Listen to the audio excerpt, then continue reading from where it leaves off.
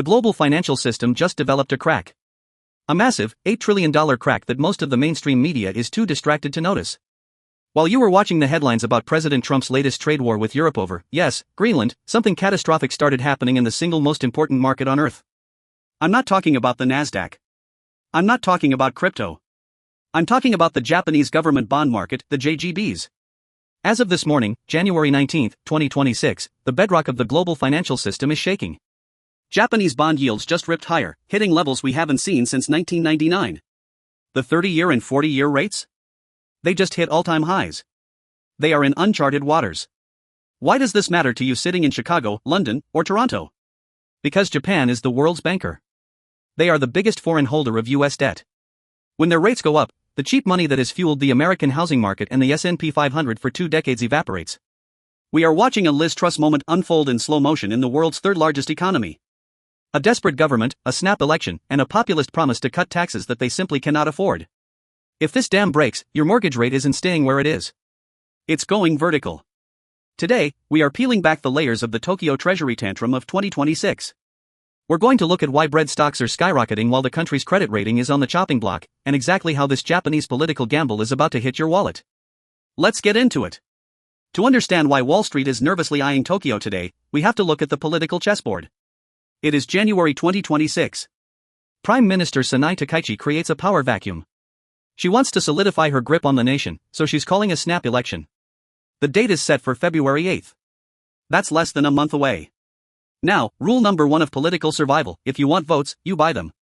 Reports leaked this morning that Takaichi's coalition, the Liberal Democratic Party, is preparing a massive fiscal bazooka. They are planning a 2-year exemption on consumption tax for food and beverages. Basically, making food tax-free to combat the inflation that has been eating away at Japanese households. But it gets crazier. A new opposition party, the Centrist Reform Alliance, is trying to outbid the Prime Minister. They are promising to cut the sales tax on food to literally 0%, permanently, financed by some vague new government-related fund. In plain English? It's a bidding war. Politicians are throwing money at voters to stay in power. The stock market loved it initially. Specifically, the defensive sectors. Look at Yamazaki Baking Company.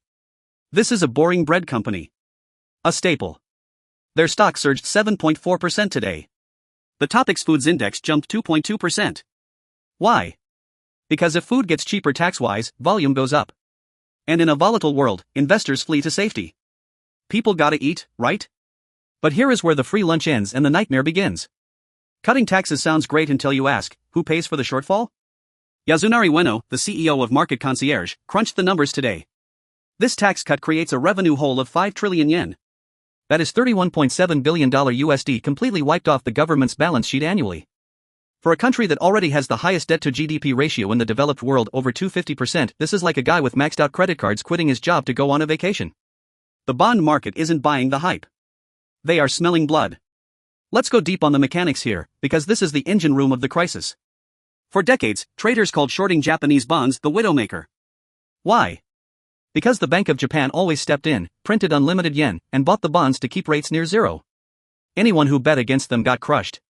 But today, the widowmaker is alive, and it's taking names. When the news hit that Takaichi is loosening the purse strings, bond investors panicked. They realized the government would have to issue more debt to cover that $31.7 billion shortfall. More supply of bonds plus questions about fiscal discipline equals prices crash. And when bond prices crash, yields spike. Today, the 10-year and 20-year JGB yields climbed about 10 basis points. That sounds small to a layman, but in the bond world, that is a violent move. It's the highest level since 1999. The 40-year yield? Highest ever since its debut. Ryutaro Kimura, a heavy-hitter strategist at AXA Investment Managers, put it bluntly today. He said the bond market is losing hope for fiscal discipline. That is a polite way of saying the market thinks the Japanese government has lost its mind. We saw this happen in the UK in 2022. Remember Prime Minister Liz Truss? She proposed massive unfunded tax cuts. The British bond market revolted, the pound crashed, pension funds almost imploded, and she was out of office in 49 days. Japan is flirting with that exact same scenario. But Japan is much, much bigger than the UK. If the Japanese government loses control of its borrowing costs, the interest payments on their massive national debt will consume their entire budget. They enter a debt spiral. They have to print money just to pay the interest on the money they already printed. This is why we are seeing a divergence. The stock market is playing a short-term game, yay, cheap bread. By Yamazaki Baking. The bond market is playing the long game, this country is insolvent. And usually, the bond market is right. Okay, take a breath. I know what you're thinking. I live in Ohio. I don't own Japanese bonds. I don't eat Yamazaki bread. Why should I care? Here is the connection. This is the part that should make you call your financial advisor. Japan is the anchor of global interest rates. Because yields in Japan have been near zero for 30 years, Japanese investors have taken their money out of Japan and invested it overseas to get a return. Where did they put it? They bought US treasuries. They bought French sovereign debt. They bought Australian bonds. They bought US corporate debt. Japanese investors own over $1 trillion of US government debt. They are the whales. Now, look at the math. If Japanese domestic bond yields hit 1.5%, 2%, or 3%, those Japanese investors don't need to take the risk of investing in America anymore. They can get a decent, safe return at home in Tokyo. So, what happens? They sell their US treasuries. They repatriate that cash back to Japan. When the biggest buyer of US debt turns into a seller, who buys our debt? Nobody. Or at least, nobody at the current price. US Treasury yields will have to rise to attract new buyers. If the 10-year US Treasury yield spikes because Japan is selling, US mortgage rates spike. Auto loans spike. Credit card APRs spike. The discount rate for stocks goes up, which means the S&P 500 fair value goes down. We are already seeing the tremors. The yen strengthened against the dollar today. Why? Because money is sniffing out the change. And let's throw in the geopolitical wildcard. President Trump is back in the White House. He's currently threatening tariffs on European nations because he wants to buy Greenland again. The US dollar is already weakening because of this political chaos. If the dollar is falling and the yen is rising, the carry trade blows up. The carry trade is when hedge funds borrow cheap yen to buy American tech stocks. If the yen gets expensive and Japanese rates go up, that trade becomes unprofitable. They have to sell the US tech stocks to pay back the yen loans. This is a liquidity drain. It pulls cash out of the NYSE and sucks it back to Tokyo. So, when you see Yamazaki Baking surging in Tokyo, don't laugh. It's the canary in the coal mine. It signals a shift in monetary policy that could drain liquidity from the US markets just as we are trying to navigate a soft landing. We need to contextualize this with what's happening in Washington. The markets are currently schizophrenic. On one side of the ocean, you have Takaichi throwing fiscal caution to the wind. On the other side, you have Trump threatening a trade war with Europe over real estate. The report today confirms the yen strengthened against the dollar after the greenback declined broadly. Why? Because Trump's tariff threats against Europe are creating uncertainty. But here is the irony. Usually, when the world gets scary, everyone buys US dollars. It's the safe haven. But Trump's erratic policy regarding Greenland and the EU is making investors second-guess the dollar.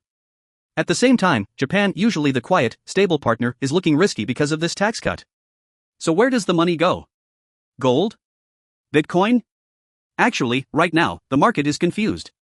And confusion breeds volatility. The yen's reaction to the tax cut discussion has been muted so far, according to the reports. But don't let that fool you. It's muted because it's waiting for the press conference later today. Investors are watching Prime Minister Takaichi closely. If she comes out and doubles down on this spend strategy to win the February 8th election, the yen could rip higher as short sellers cover their positions. This creates a double whammy for US multinational corporations. 1. A weaker dollar usually helps US exports, but 2. A stronger yen makes Japanese goods more expensive, hurting their exports. 3. However, the real killer is the rate differential.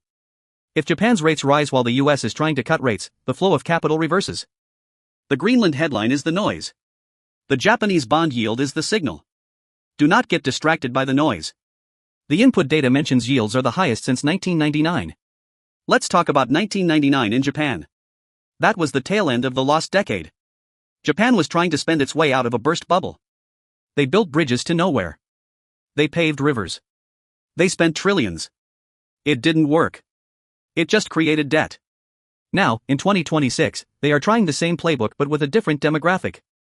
Japan is old. Their population is shrinking. They don't need new bridges, they need cheap food and healthcare. The Centrist Reform Alliance, this new opposition party, is proposing something that sounds like modern monetary theory. They want to use a new government-related fund to finance a 0% tax rate on food. Whenever you hear a politician say new government-related fund, hold onto your wallet. It usually means we are going to print money and hide the debt in a shell company. The bond vigilantes see right through this. Hiroki Takei, the strategist at Resona Holdings, noted that food stocks are being favored for their defensive qualities. Defensive is the keyword. When the smart money buys defensive stocks, it means they expect the broader market to crash. They are bunkering down. They are buying bread, toilet paper, and utilities. They are dumping tech, growth, and speculative assets. If the Japanese smart money is going defensive, they are betting that Takaichi's gamble will fail, or that it will trigger a shock in the JGB market that breaks things. This isn't just about the price of a loaf of bread in Kyoto. It's about confidence in the sovereign debt of the world's third largest economy. If that confidence breaks, the Bank of Japan will be forced to intervene. They will have to print trillions of yen to buy bonds to cap the yields. Printing trillions of yen causes, you guessed it, more inflation. Which leads to more public demand for tax cuts on food. It is a vicious cycle. And Takaichi is stepping right into it just weeks before an election. So, what happens next? We have the election on February 8th. Here are the 3 scenarios you need to prepare for. Scenario A, the Liz Truss meltdown. Takaichi announces the full tax cut package. The opposition demands even more. The bond market revolts. The 10-year JGB yield spikes to 1.5% or 2% overnight. The Bank of Japan panic buys bonds but can't stop the bleeding. Result, the yen crashes, then spikes. Global markets panic. The US S&P 500 drops 10% in a week as leverage is unwound. US mortgage rates hit 8.5%. Scenario B, the soft save. Takaichi wins the election but waters down the proposal. She does a targeted subsidy instead of a blanket tax cut. The bond market stabilizes, yields retreat slightly but stay elevated. Result, a slow bleed. Capital continues to drift from the US back to Japan, keeping a lid on US stock market gains for 2026. Inflation in Japan remains sticky. Scenario C, the Trump card. Trump escalates the trade war with Europe/Greenland significantly. The global economy slows down. Investors rush into US treasuries for safety despite the Japan selling. Result, paradoxical move. US rates drop due to safety flight, masking the Japan crisis.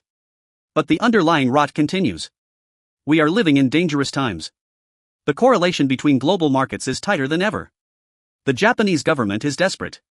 They are facing a population that is angry about inflation, and an opposition party promising the moon.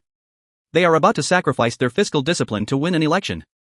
As an investor, you have to look past the political theater.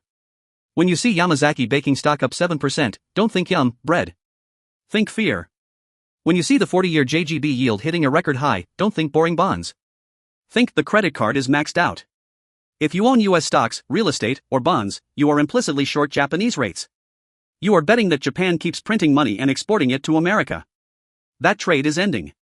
The year 2026 is starting with a bang, not from a gun, but from a gavel in the Japanese parliament. Keep your eyes on the JGB yields. If they break out, get defensive. Because when the sun rises on a crisis in Tokyo, the shadow falls on Wall Street by noon. I'll be live streaming the election results on February 8th. Until then, stay liquid, stay skeptical, and for the love of God, watch your leverage. Thanks for watching.